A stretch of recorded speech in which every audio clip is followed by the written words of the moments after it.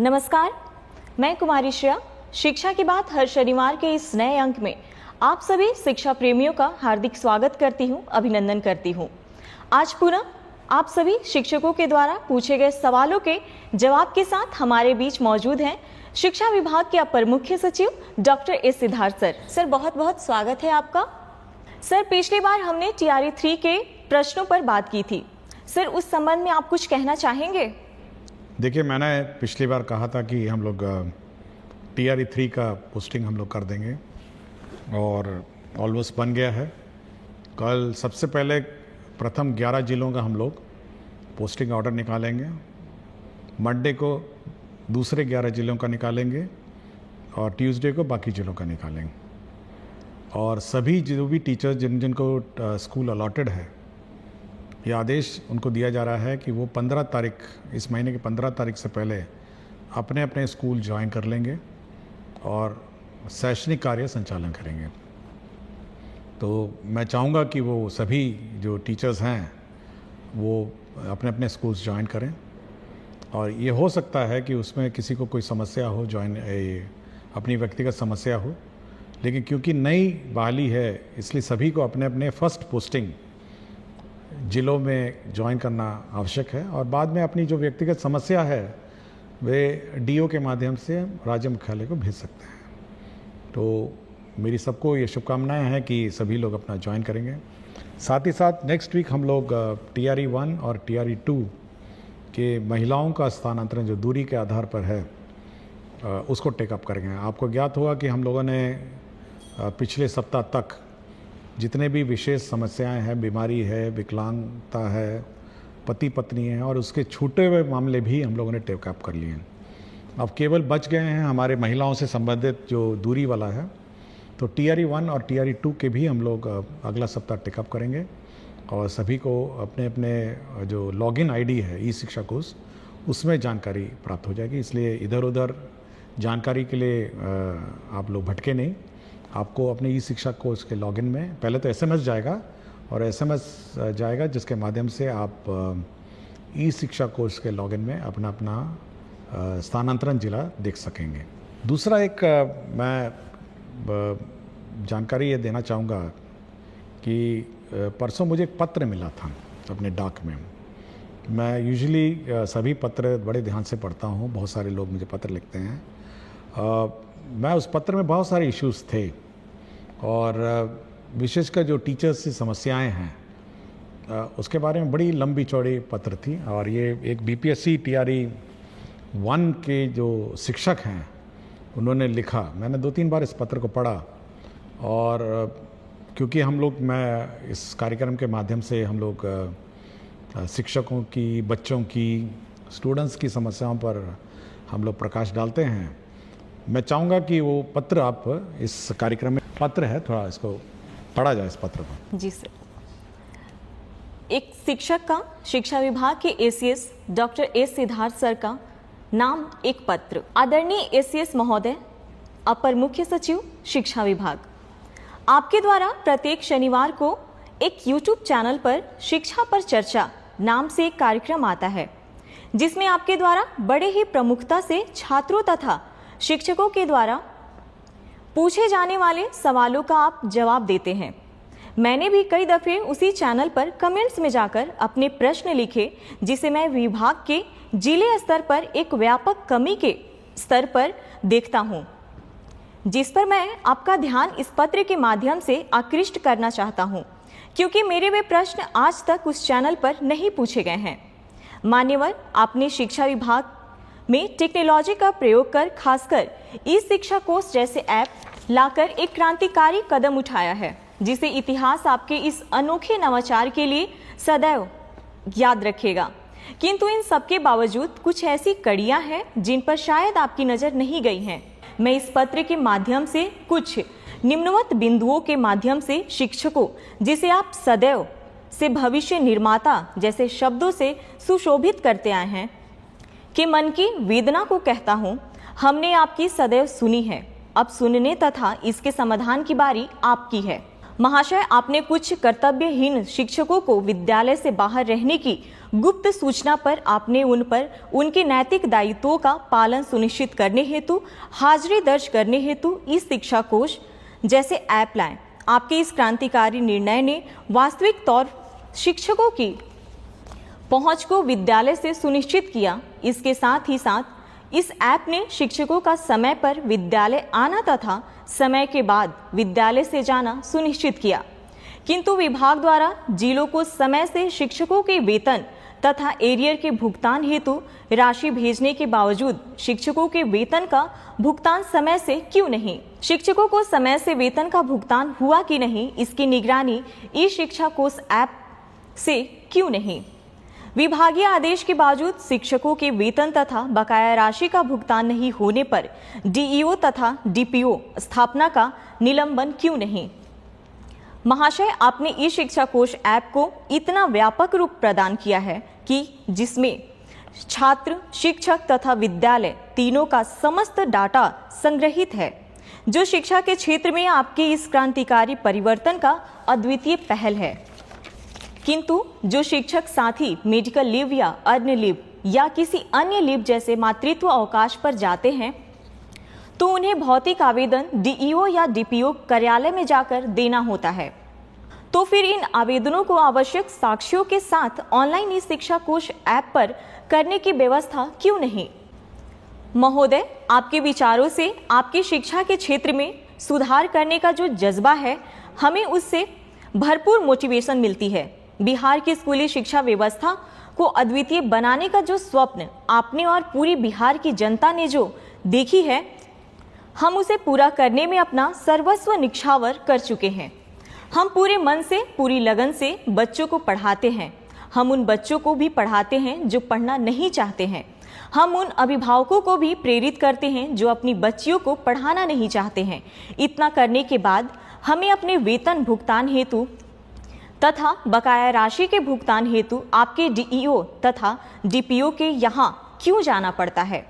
हम शिक्षकों को भी अपनी माँ तथा अपने वृद्ध पिता का इलाज कराने हेतु पैसे की आवश्यकता होता है। आपने अपने हालिया भाषण में कहा कि शिक्षक का नौकरी कोई रोजगार नहीं है कि यह पैसे के लिए किया जाए।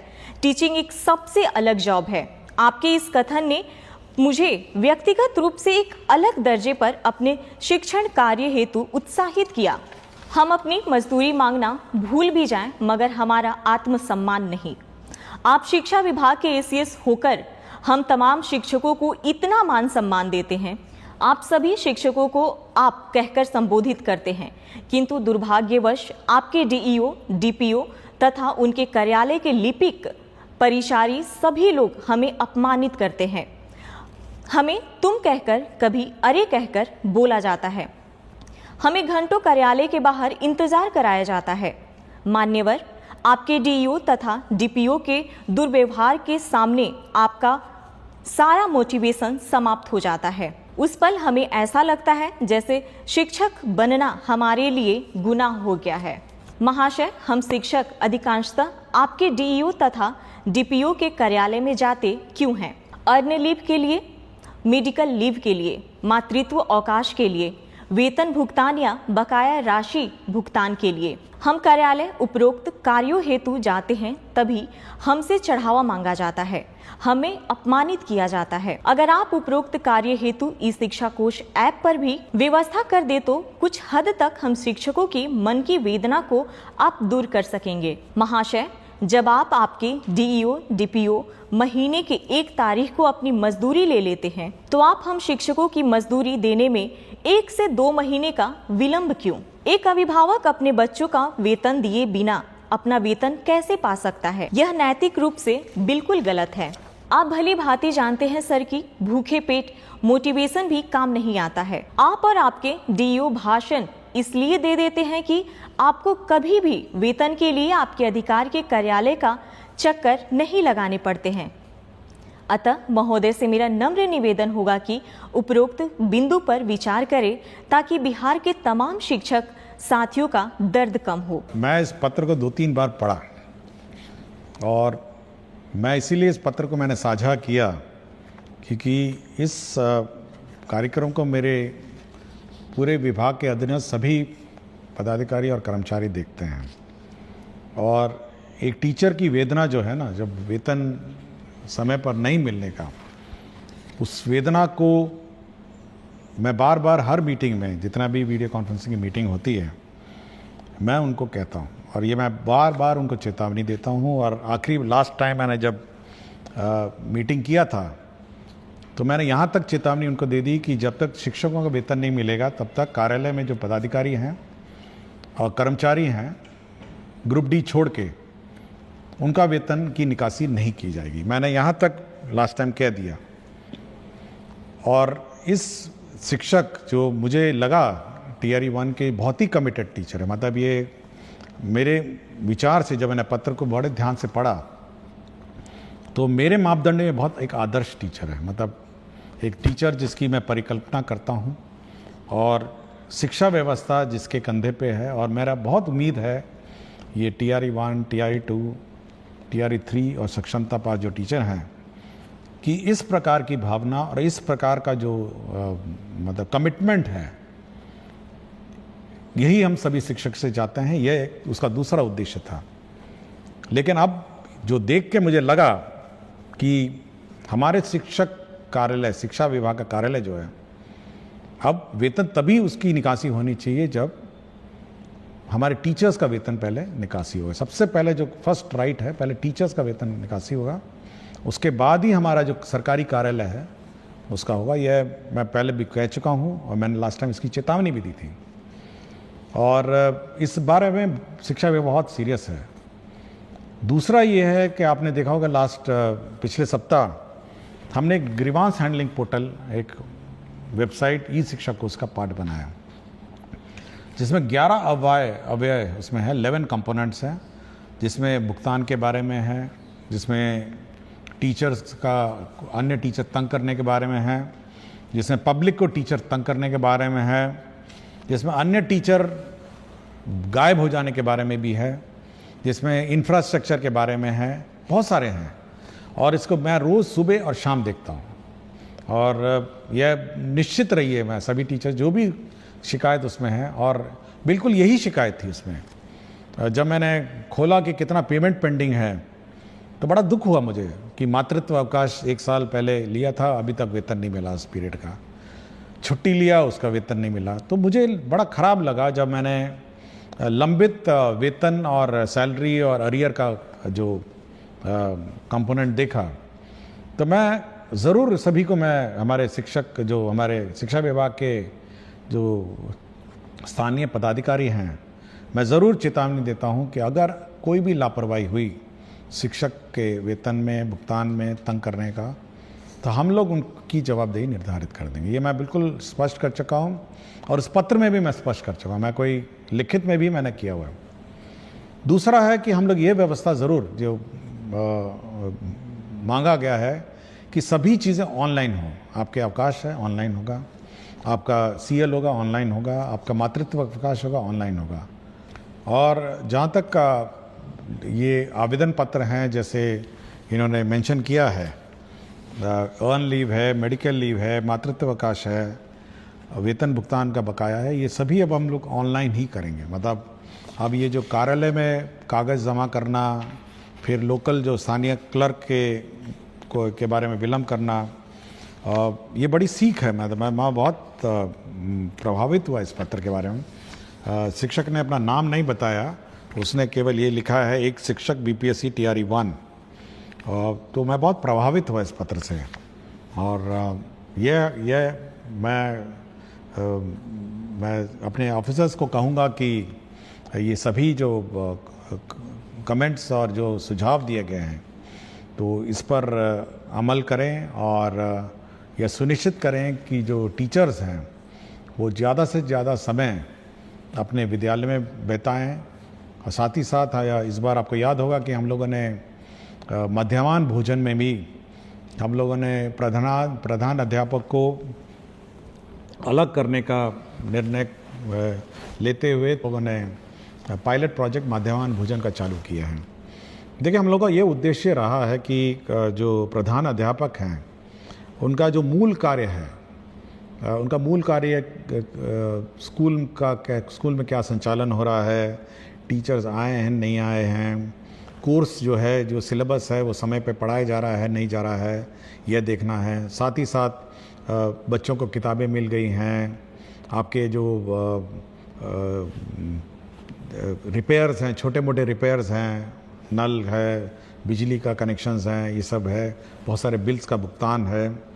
साथ ही साथ बच्चे स्कूल में आ रहे हैं नहीं आ रहे हैं, स्थानीय स्तर पर पंचायतों से जीविका और सभी जो भी स्थानीय जनप्रतिनिधि हैं उनके साथ बैठक करना और एक स्कूल का समन्वय समाज के साथ जोड़ना, तो ये सभी काम बहुत बड़ा काम है ये सब।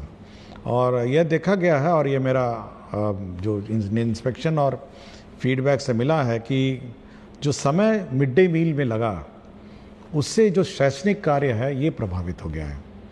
और हम चाहेंगे कि जो प्रधान अध्यापक, जो टीम लीडर है, इसमें कोई जूनियर सीनियर की बात नहीं है, लेकिन एक डेजिग्नेटेड टीम लीडर के रूप में वो काम करे, एक टीम बिल्डिंग करे और साथ ही साथ जो सरकार का निर्देश है कि कैसे पढ़ाना है, स्कूल में गुणवत्तापूर्ण शिक्षा है, इसको सुनिश्चित करना है।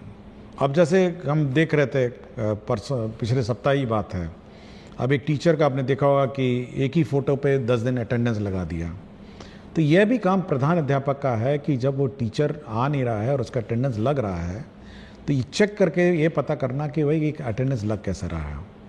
तो ये फर्जीवाड़ा जो अटेंडेंस का हुआ पिछले सप्ताह, जो एक मामला प्रकाश में आया, ये सब पर निगरानी रखना भी प्रधान अध्यापक का है। तो एज अ टीम लीडर जो प्रधान अध्यापक का है, उसका काम है कि स्कूल का संचालन सरकार के नियमानुसार चले और बच्चों की गुणवत्तापूर्ण शिक्षा उनको उपलब्ध हो। और साथ ही साथ समाज में पेरेंट्स हैं, पीटीए मीटिंग, बहुत काम है, इतना सारा काम उसको है, अगर मैं गिनवाने लग जाऊं तो 1 घंटा और लग जाएगा। तो बहुत सारा काम है जो प्रधान अध्यापक के जिम्मे हैं। कोर्स समय पर हो, परीक्षाएं समय पर हो, मंडे टेस्ट समय पर हो, वीकली टेस्ट समय पे हो, तो बहुत सारी चीज़ें हैं। होमवर्क टीचर्स दे रहे हैं, क्लास में वर्कबुक करेक्ट हो रहा है, तो ये सारा जो ये कार्यक्रम है ये प्रधान अध्यापक के जिम्मे है।